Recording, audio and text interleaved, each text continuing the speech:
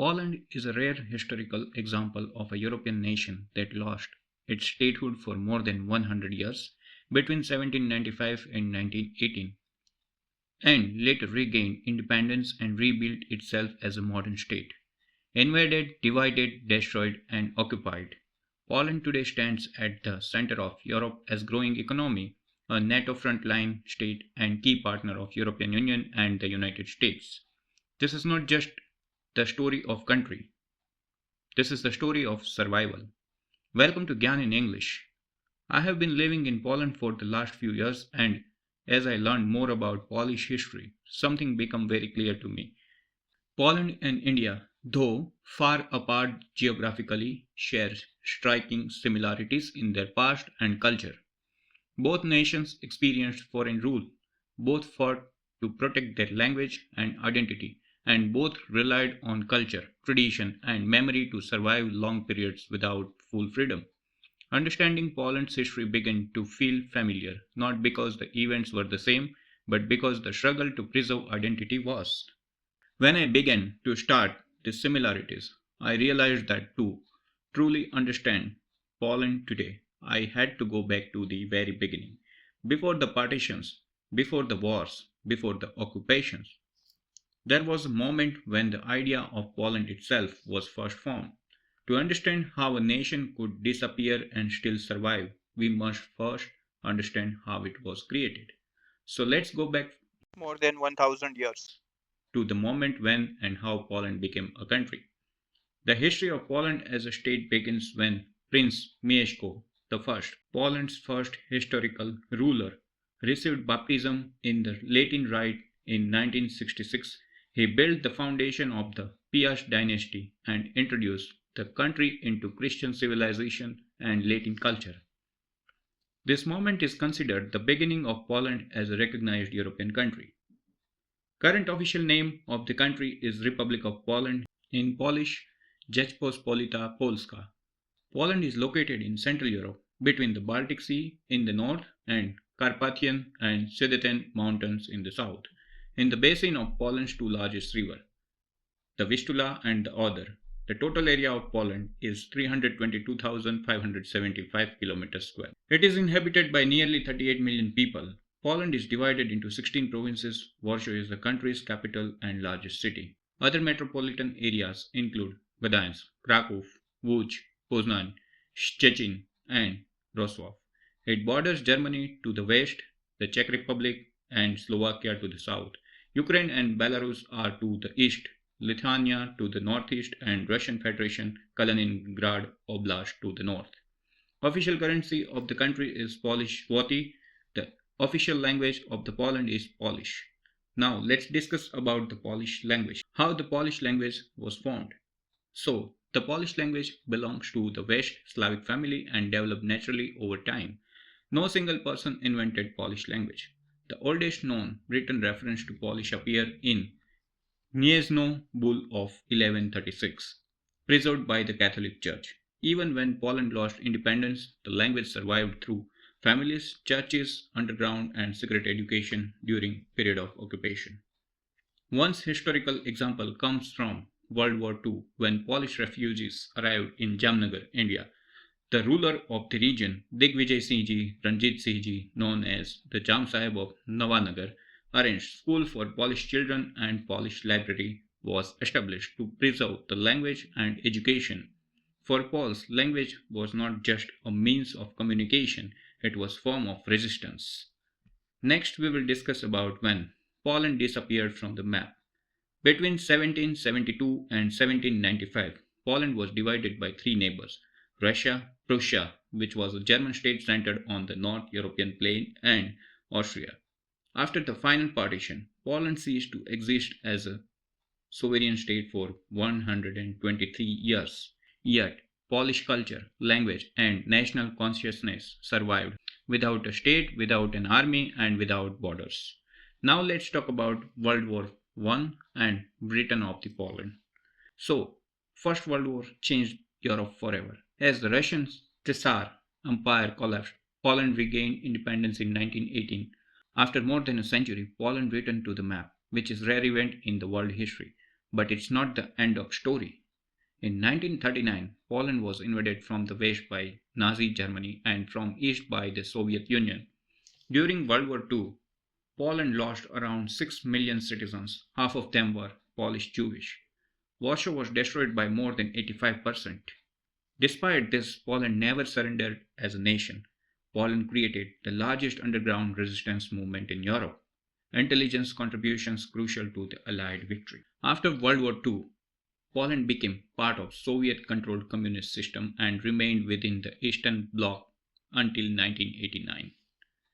Next, let's discuss about communism and the road to democracy. From 1945 to 1989, Poland lived under a communist government controlled by Moscow. Economic hardship, censorship, and political repression defined daily life. In the 1980s, the Solidarity movement, led by workers, intellectuals, and supported by society, challenged the system. In 1989, Poland peacefully transitioned to democracy. This movement marked the true return of Polish sovereignty. When we talk about country, how can it be possible that we do not discuss about the food? So let's discuss about the Polish national food. History on a plate. Polish national food reflects a cold climate, agriculture traditions, centuries of wars and scarcity. Dishes like pierogi, bigos, and żurek were created to preserve food, feed families cheaply, survive long winters. Polish cuisine is not about luxury, it is about endurance. The spirit of endurance that shaped Poland's history did not remain only in the past. After surviving wars, foreign occupations, and decades of economic and political hardship, Poland entered the 21st century facing a different challenge. Not the struggle of survival, but the task of rebuilding, modernizing, and integrating into a challenging Europe. A turning point in this process came in 2004 when Poland joined the European Union, an event that profoundly transformed the Polish economy and society. To understand this transformation, we now move the next chapter, Poland before and after joining European Union. Poland joined European Union in 2004. Before joining the European Union, Poland faced several structural challenges: underdeveloped infrastructure, relatively high unemployment, limited level of foreign direct investment. After joining the European Union in 2004, large-scale infrastructure projects financed by EU funds sustained economic growth, rising living standard and incomes. As a result, Poland became one of the fastest growing economies in the European Union in the years following accession. While EU membership transformed Poland's economy and infrastructure, it also sparked an internal debate about sovereignty, identity, and future direction of the country. This brings us to next question. Why do some Poles oppose the European Union and why do most continue to support it?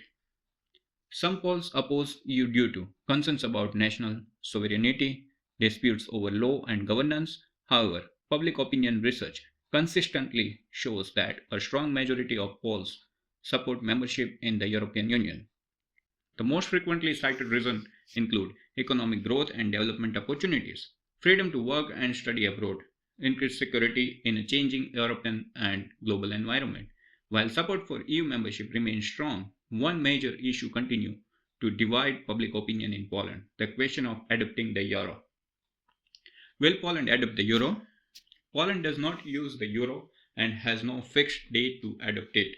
The main reason includes the desire to maintain control over national monetary policy, public hesitation toward adopting the euro, border economic and strategic considerations. For now, Poland continues to use its national currency, the Polish zloty.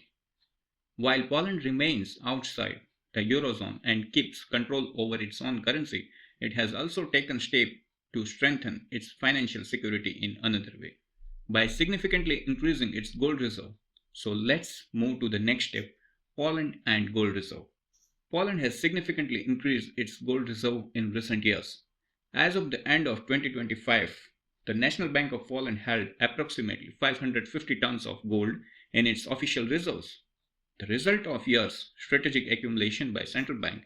This places Poland among the larger gold holders among global central banks and accounts for significant share of its foreign exchange reserves. The central bank has announced plans to increase holding further to around 700 tons, which would place Poland in top 10 countries worldwide for gold reserves.